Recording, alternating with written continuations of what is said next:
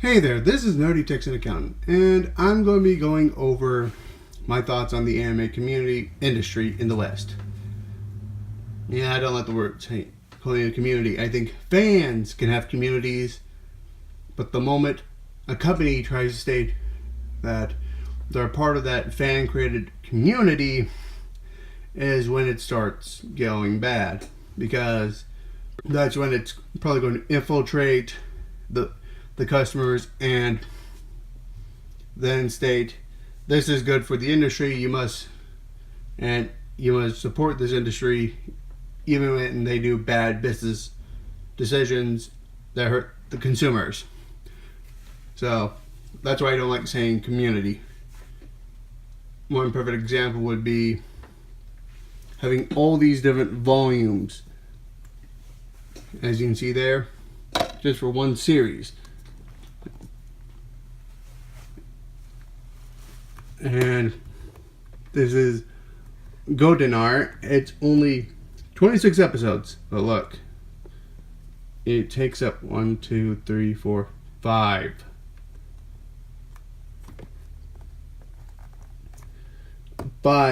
DVDs for 25 episodes.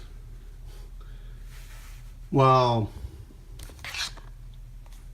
this is 25 episodes right here. Yeah. Oh wait, no, it's 26 episodes. Yeah. Goldenar is 26 episodes, one episode off, and this here is 25 episodes, and it's all in one thing. Much more compact, and this even costs less. This was about. Right. Trying to get to the. I got these from Half Price Books, and this was. So, $34.99. So, it was $70 originally when it first came out. I'm pretty sure Half Price Books goes with the exact half price when something was released, and this is season 2. So this was only $30. This would have been $40. So these save packs are better. But sadly, we do not get that same idea now, especially with the anime industry, Western anime industry. And my cat. I just want to go over the problems that the anime industry is having in the West. I'll start off with, right now the most controversial is Funimation. It's not letting people to unsubscribe, cancel their subscription from the Funimation streaming. It's going back to the part 1 and part 2 of seasons. For example, we would here again, The Gray Man. Season 1 and Season 2. Season 2 came out in 2011, the save package. Season 3 didn't come out until 2017. Part 1 and Part 2. Season 4 came out in 2018, Part 1 and Part 2. So, and to find them, you have to pay about $30+ on Amazon for each part. I only paid $35 plus tax for these 2 seasons from Half Price Books, so this would have been $70 for these 2 when they first originally came out. You're buying them together. You get season 3, season 4 together, it would cost around $120. Same show.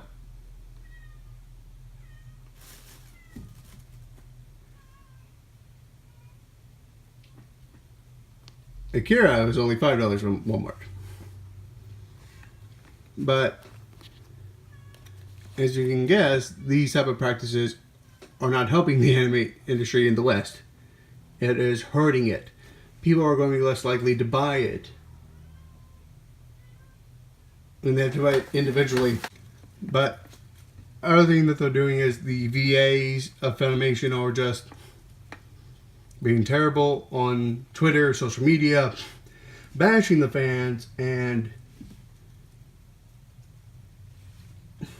being rude, all because the hashtag Vic, hashtag I stand with Vic.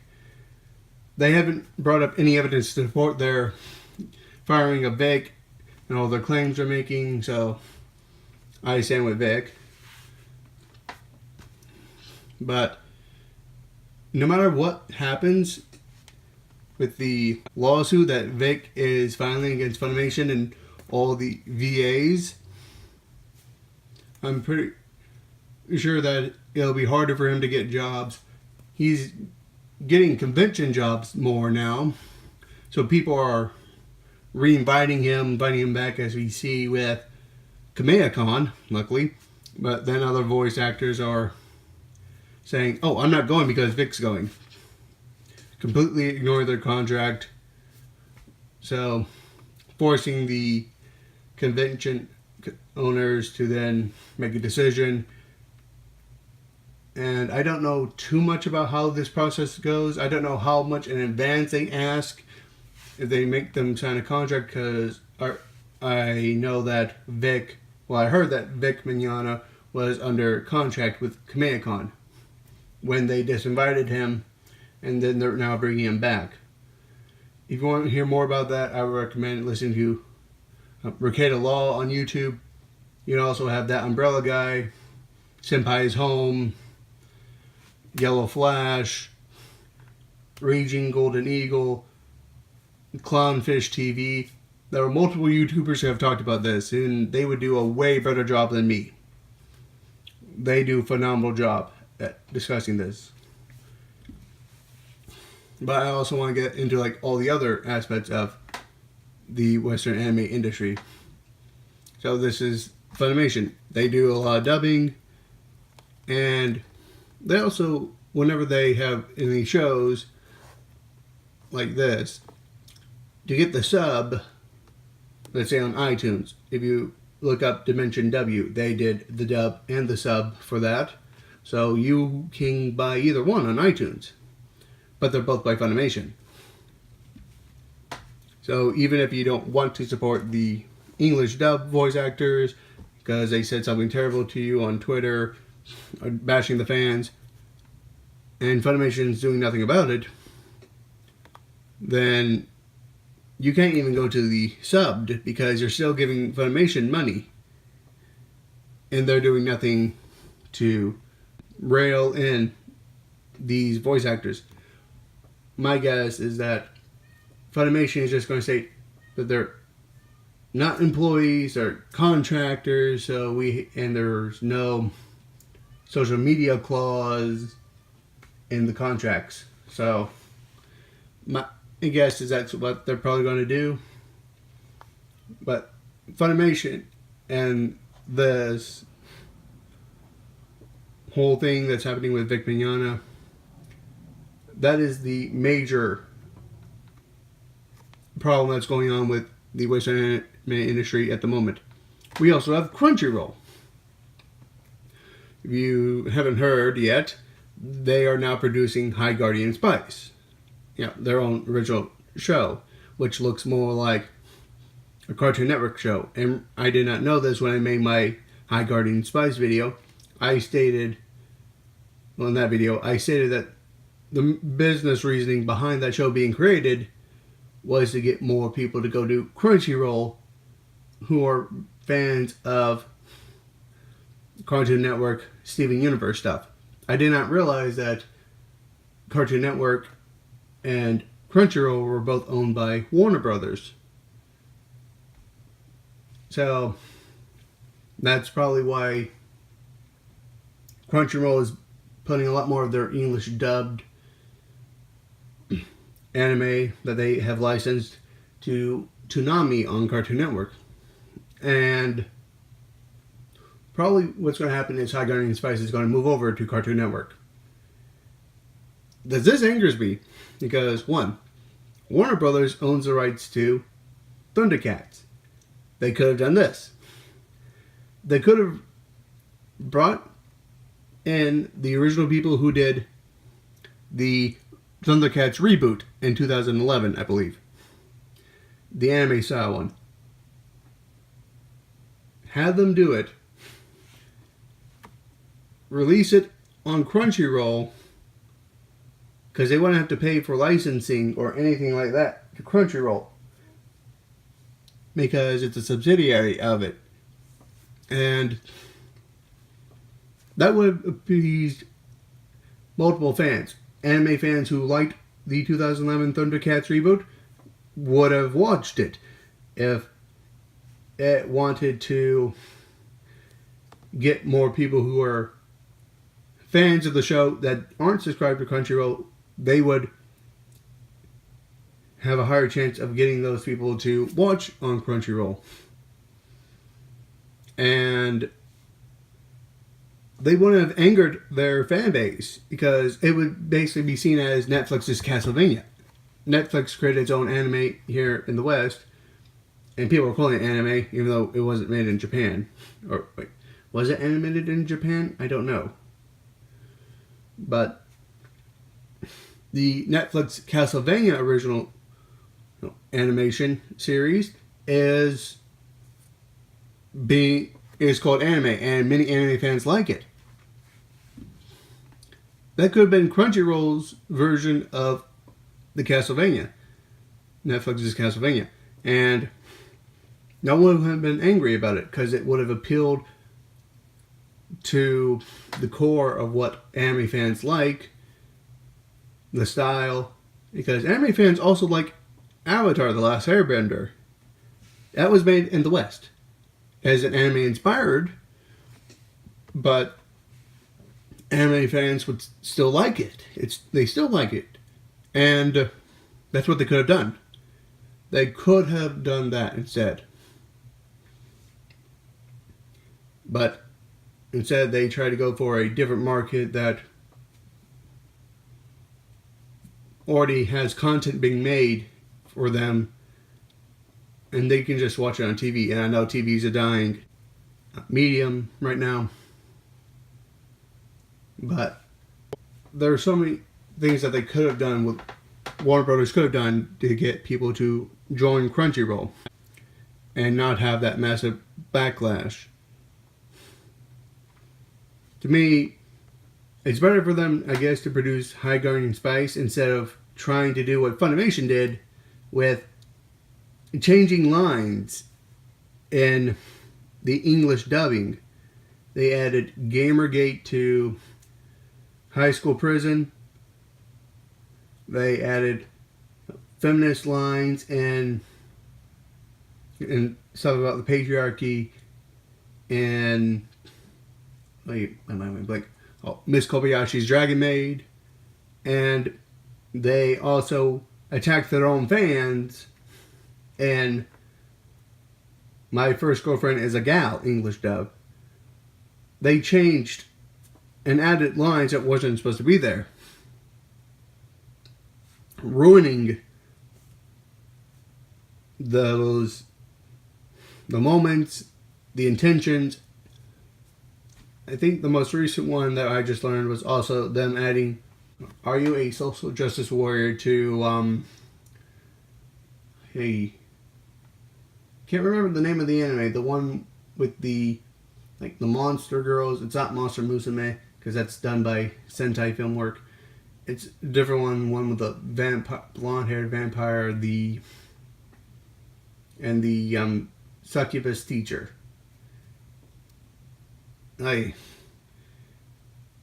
But they added that line, like, "Oh, are you a social justice warrior?" to it, and to the English dub, and I don't think they're going to not do that. They're probably never going to stop doing that stuff. It's cringy. It's bad. I don't want my escapism to be ruined. But Netflix is also having problems was with the anime side because they've been doing good on the anime.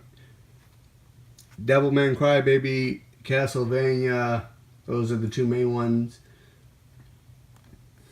So, what they're having problems with is them losing subscribers due to politicizing again.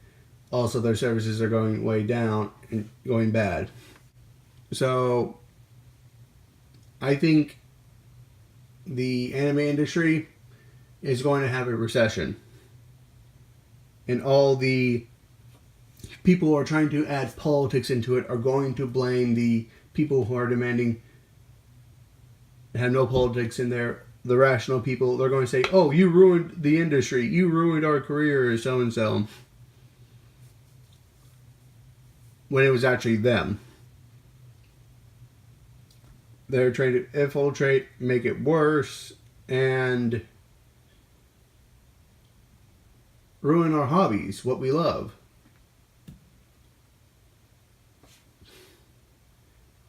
I think the recession in the anime industry is necessary. And we need to have people who are against censorship, who want to keep the intent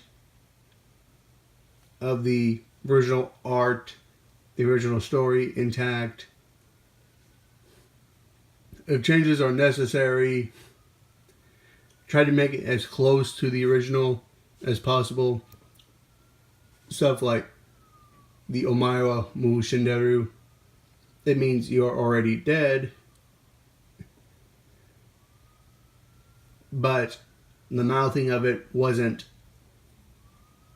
You couldn't, when you state you're dead or you're already dead, it was not enough. So I think they added, guess what? You're already dead.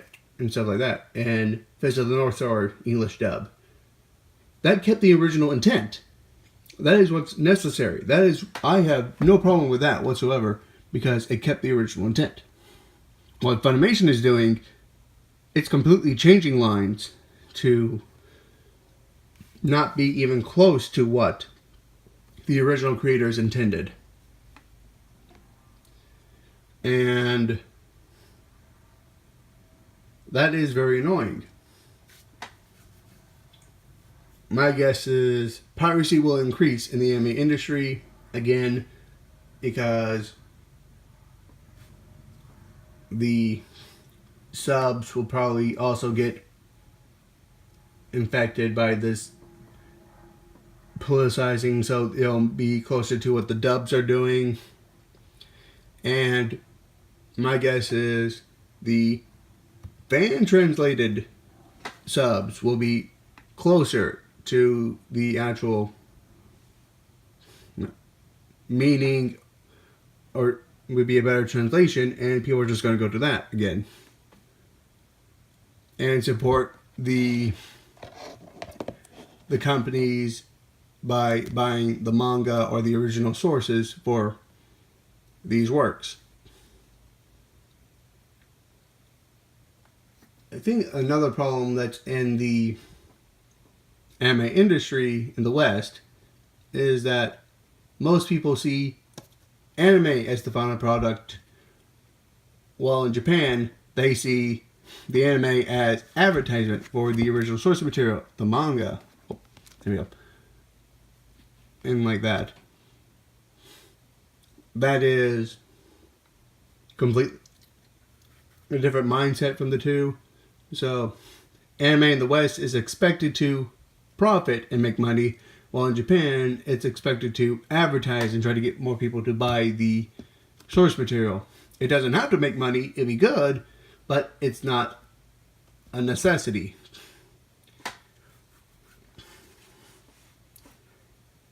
So that's another difference. I think that's causing problems with overcharging of anime and trying to do non-consumer friendly methods. If there's anything I missed, please tell me down below. Comment, leave a like. if you want to. And thank you for watching. Have a good day.